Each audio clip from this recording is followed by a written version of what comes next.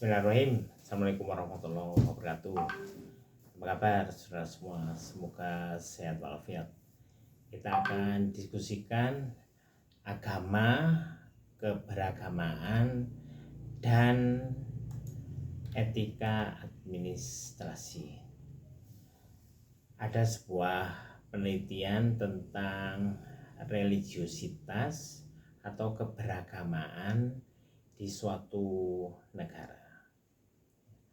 Laporan penelitian ini menunjukkan bahwa suatu negara tingkat keberagamaannya rendah, bahkan sangat rendah. Nah, tentu saudara, hasil penelitian yang semacam ini tidak serta-merta kita terima, perlu dibaca secara cermat, termasuk persoalan metodologinya. Nah, jika perlu dilakukan meta riset. Nah, akan tetapi dengan segala prasangka baik atas hasil penelitian ini dan reputasi penelitinya, ada baiknya laporan penelitian semacam ini menjadikan bahan introspeksi, bahan introspeksi bagi umat beragama, bagi pemimpin agama, dan bagi para pengambil kebijakan publik, misalnya kebijakan pendidikan. Nah, beberapa introspeksi yang bisa kita kemukakan diantaranya adalah bahwa yang pertama, seruan agama atau dakwah agama itu di negara tersebut belum selesai. Lebih banyak rakyat yang belum beragama secara totaliti atau keseluruhan atau kafah gitu ya. Bahkan masih ada sebagian dari rakyat yang belum beragama. Agama itu masih sebatas pada perihal kelahiran, pernikahan, dan kematian, dan atau upacara tentangnya. Jadi upacara kelahiran, pernikahan, dan kematian itu dianggap yang memerlukan agama. Sedangkan di luar itu, misalnya saja dalam bidang politik, agama itu ditolak, dibuang jauh-jauh. Nah, bahkan penolakan ini itu dibarengi dengan semboyan-semboyan, dibarengi dengan jargon-jargon, misalnya agama yes, politik agama no, agama yes, aturan agama no, agama yes, menjalankan agama no, dan lain-lain. Nah, mereka yang menyatakan yang semacam ini, saya kira perlu pencerahan. Harus paham bahwa agama itu meliputi segala perihal kehidupan. Bahkan di beberapa sisi yang lain ada orang-orang yang mengolok-olok agama dan simbol-simbol agama.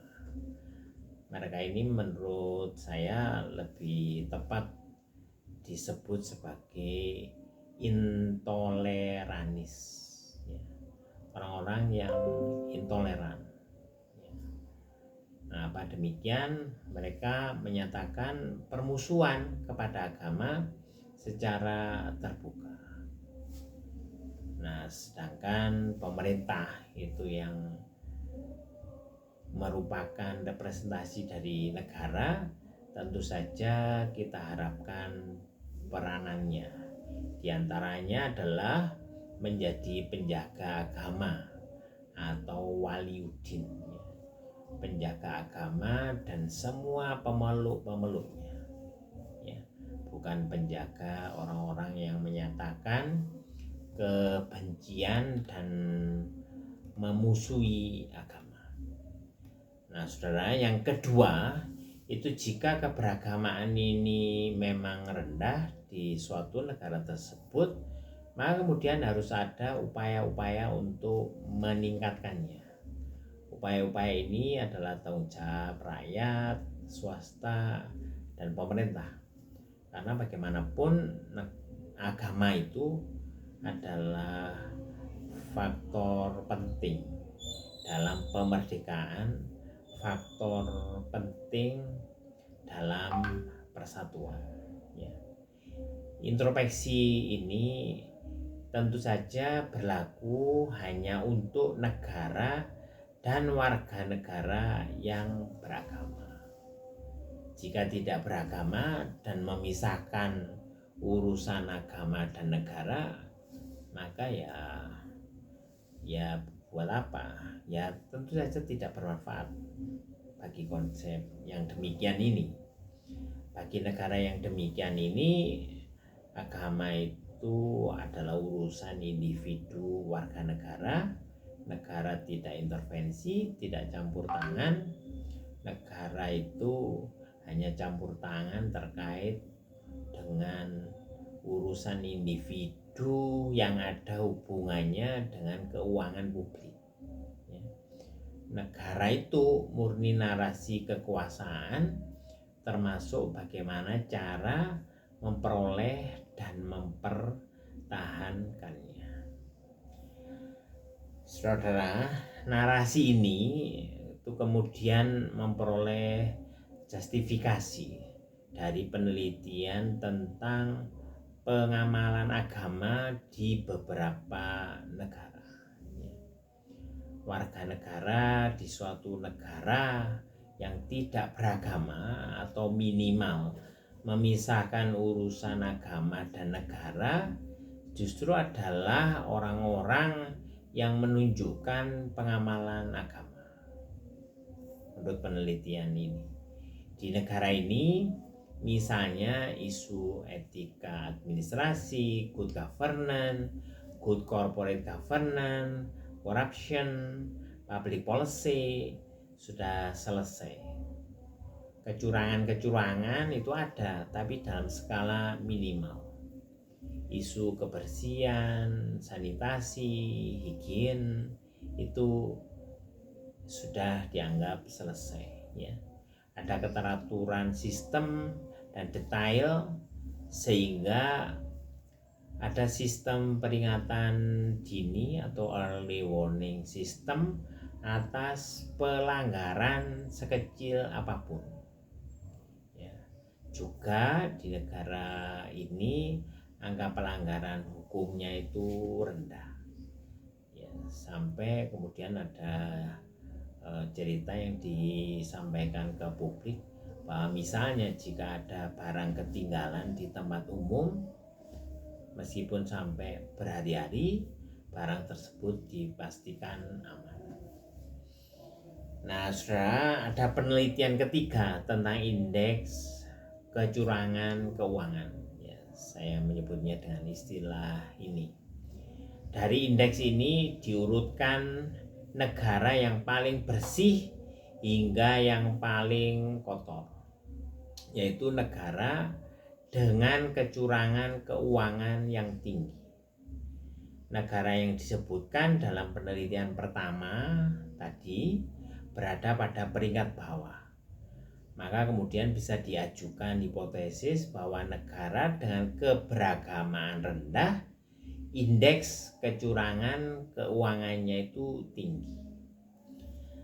Nah, simpulan dari penelitian-penelitian yang sudah disampaikan itu yang pertama itu bahwa negara dengan tingkat keberagamaan yang rendah itu menunjukkan bahwa warga negara yang tercatat secara administratif memeluk suatu agama tertentu itu tingkat pengamalan agamanya itu rendah.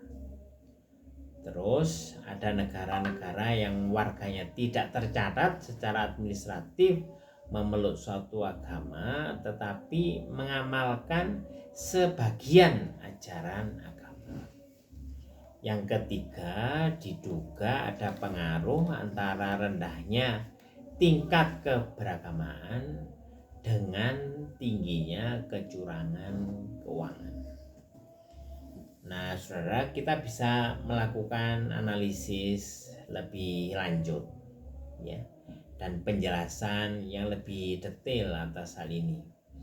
Misalnya yang pertama, negara-negara yang warganya tidak tercatat memeluk suatu agama tetapi menunjukkan tingkat pengamalan agama itu bermakna menjalankan agama dalam arti sempit, yaitu menjalankan sebagian ajaran agama. Misalnya berupa beberapa nilai agama yang sekaligus juga nilai etika dan moral. Mereka ini menjalankan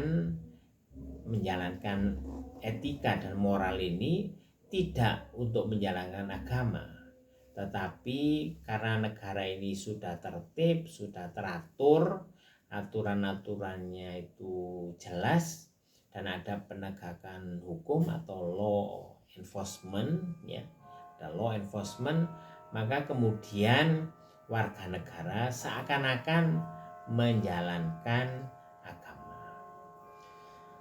Yang kedua, secara keseluruhan dan untuk hal-hal prinsipil dalam agama, negara-negara ini sebenarnya tidak menonjol dalam pengamalan agama.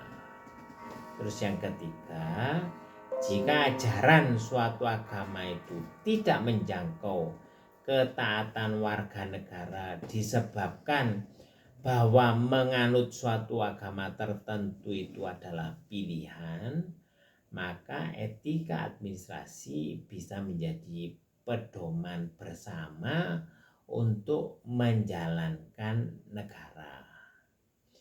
Yang keempat, etika administrasi negara itu mengatur etika dalam suatu negara.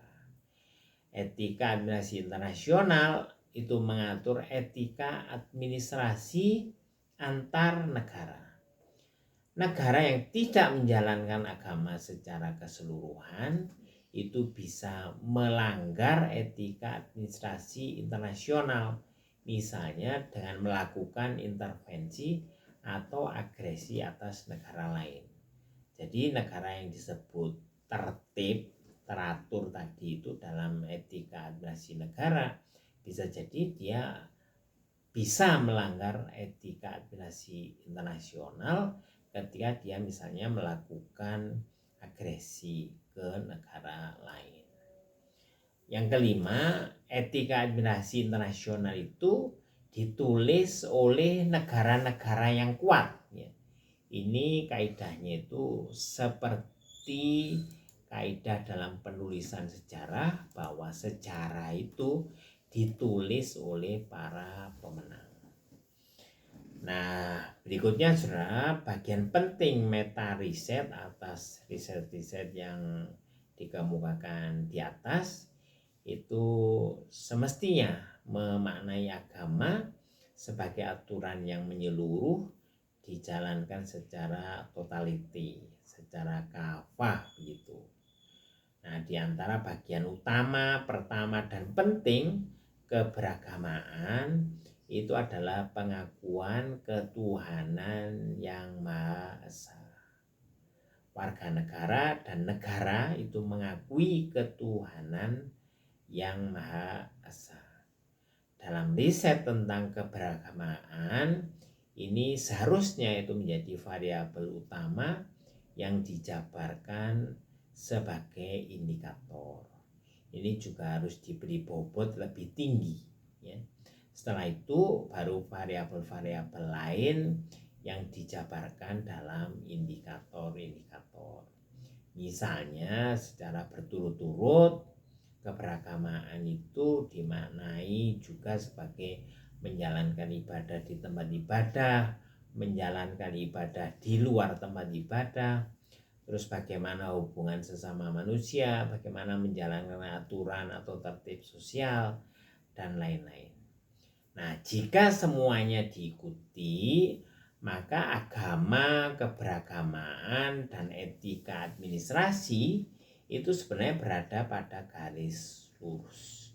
Agama itu mempengaruhi keberagamaan, keberagamaan itu mempengaruhi etika. Tidak ada yang saling menafikan, tidak ada yang bisa dipisahkan. Mengikuti aturan-aturan Tuhan Yang Maha Esa itu pasti baik. Agama itu bersifat universal. Mengikuti aturan-aturan manusia saja itu bisa baik di sini dan dianggap tidak baik di tempat lain.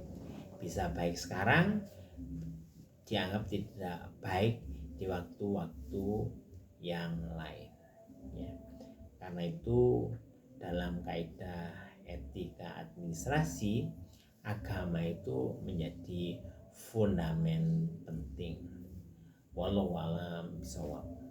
Billahi taufiq wal hidayah. Wassalamualaikum warahmatullahi wabarakatuh.